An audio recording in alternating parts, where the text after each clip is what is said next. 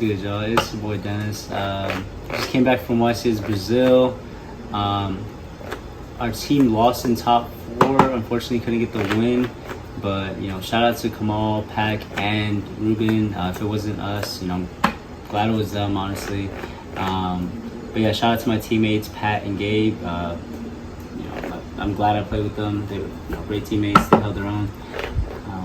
Outside of that, I couldn't get the deck profile shot earlier. Sorry about that. After the event, we were just so exhausted. It was just a long event. It was just really crazy. And what else? Honestly, yeah, just shout out to everyone that was out there. That was my first South American event. I most likely go to more. Everyone at the tournament was really nice. I mean, the language barrier was kind of tough. Having to if I play a strategy like a deck I haven't really played, I would have to the neuron app helps a lot. Where I just kind of hover over the card and I get to read it. But outside of that, everyone was really respectful. Everyone was really it was just a pleasant tournament all throughout. Shout out to them. And yeah, I played Kashtira. It's a deck I really still feel is strong. Unchained was the other option. It was going to be 3 Unchained with both my teammates, but I decided to just play Cash. There was a card that I really, in testing, really felt gave me the edge in that. But yeah, let's just get started. Oh, first and foremost, let me shout out my team, JNC Collectibles, or as Yampi would say, JNC. And also shout out to Dragon Inc. The whole day, it's pretty hot out there in Brazil, and this jersey was just honestly, it was just pretty smooth, a lot of ventilation, this and that. Yeah, it was nice. It was nice. All right, let's get started. So I played 2 Unicorn, 3 Fenrir, 3 Rise, and 1. There was some talk about playing Ogre. I couldn't decide on what to cut for it, but that's just an option as well. Wouldn't be opposed to it. I played 3 Birth, 3 Theosis, and 4 Field Spells. You can't really play any less. For some reason, after losing the 3rd Unicorn, the consistency is actually somewhat of an issue now. And then I played, also just Prosperity. I would say it's an engine card, because majority of the time if I'm playing Prosperity, I'm trying to dig for either Field Spell or one of the big guys, because if you think about it, this is all the engine. It's about half the deck, a little bit more than half, but sometimes you do run into some bricking, but if that's not happening, you're winning more than likely. All right, and for the other non-engine, let's see. For my hand traps, let's get started with hand traps first. I played 3 Ash, 3 Shifter, and then 3 Infirm.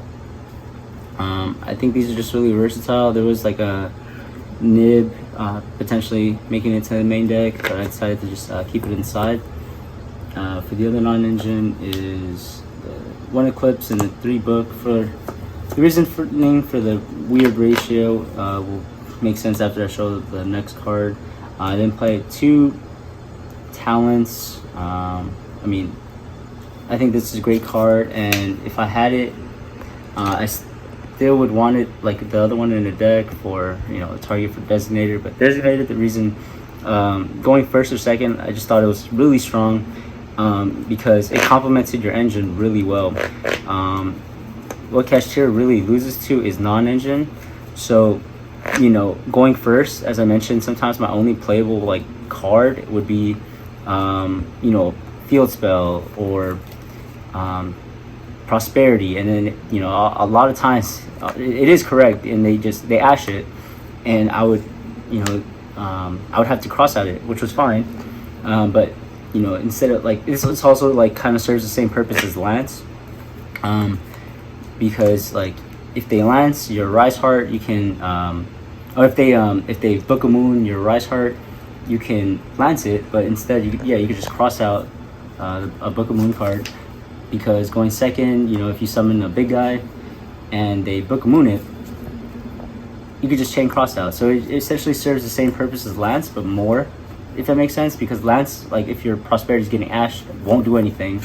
Also, if they activate talents to take and you have more than one monster, like Lance still kind of sucks. Lance is only strong, like it kind of limits you to having just a Rise Heart for you know, your like Forbidden Lance to really beat the talents, right? Because if you like Lance your Rise Heart and they activate talents, they can still take your Fenrir and still, I mean, essentially get rid of your Rise Heart, right?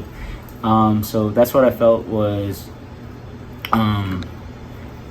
this was way stronger than, you know, Lance or anything like that. And yeah, no, cross out randomly also. If you open like a, you know, cross out Theosis and like Birth, you can cross out, banish the Rise Heart, Birth the Rise Heart back, and then, you know, Theosis, like the Fenrir route, and then you search like, you know, normal summon this, search yourself like follow up. So like randomly you could just like get your engine going with cross out. So I really enjoyed cross out in this deck. There's a lot of, you know, merits for it. And it was very strong all throughout. And that was the main deck. I played 40.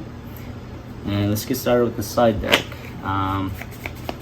So as I mentioned, I did play. I played 1 Panic, 3 Droll. I really didn't know what I was getting into. It was my first South American event. I really didn't know like if there's gonna be like some crazy combo decks out there. So I really just want to have this in my deck somewhere, just in case I ran into one of those decks. And then also 3 Nibiru. I think this card is really strong. It beats Unchained, and you need to have it in your deck. You could randomly have it in your deck as a cross out target. Yeah, that's up to you. So yeah, Nib is strong. The second and third book, Pirelli or, you know, whatever, just a strong card. Let's see. This card, I love this card. I think this may make it back to the main deck, but Thrusting it overperformed, honestly. You know, it can get you access to these. You know, when they activate Thrust, you know, like they can search, you know, talents, or you can cross out this after playing like the Change of Heart. And I also played one Herald of the Abyss. This card is really strong. I mean, if you're playing this card, you just have to play that. Sometimes they can play around it by setting up like a baby Black Cat with the Nor, but I mean, realistically, that's it's pretty unlikely. But yeah, no, Herald of the Abyss is, I think, yeah, it's meant very stable. It performed. I played, and for extra deck, I played 2 Zeus. Shout out to David, Helium Borrow, his Starlight one, because yeah, he has money. I played Master of Blades. This card came up. It was really cool because if they're like holding their book card, you can really just like summon this and you're immune to the books, because yeah, you can drop this and then just like drop the Zeus like main phase 2 with like turn player priority. So that one's cool. This card came up as well. Make it a 4 material Zeus. If they'd have like a monster with less than 2100 like attack or defense, you kind of just you're able to attach their monster under this. So you have 3, and then you throw a Zeus on top. So you have 4 materials. Really good. We'll play it again. Dark Armed. Obviously, this card. I don't think you can play this deck without it.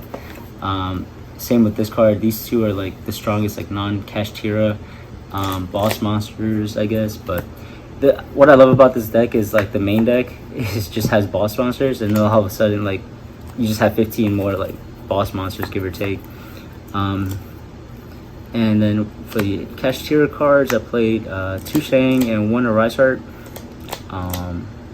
You know, this card still, I think, in my opinion, the best card in Yu-Gi-Oh right now. So I'm gonna play a deck that can summon it most consistently. Dragosack, you can randomly just out floodgates. You turn any 2 level 7s into an MST. Kind of cool. You know, out like skill drain, stuff like that. Red Eyes, Donner, and then these are my prosperity targets. Is the Infinity Goliath. This is, you know, this one's mandatory. And outside of that, I think the other 2 or 3 that prosperity targets you play is really kind of just up to your preference. But I decided to play Garura and Fossil Knight, Skull Knight, and that is the deck. Once again, shout out to Pat and Gabe. You know, it sucked that like prior to the event, it was just a whole adventure, whole mission. Pat lost his deck, you know, but like I said, we were just surrounded by so much good people, so many good friends, so many good friends that helped out, and so we got Pat's deck built on time, and yeah, it was just a great event. And yeah, once again, shout out to JNC and Dragon Ink.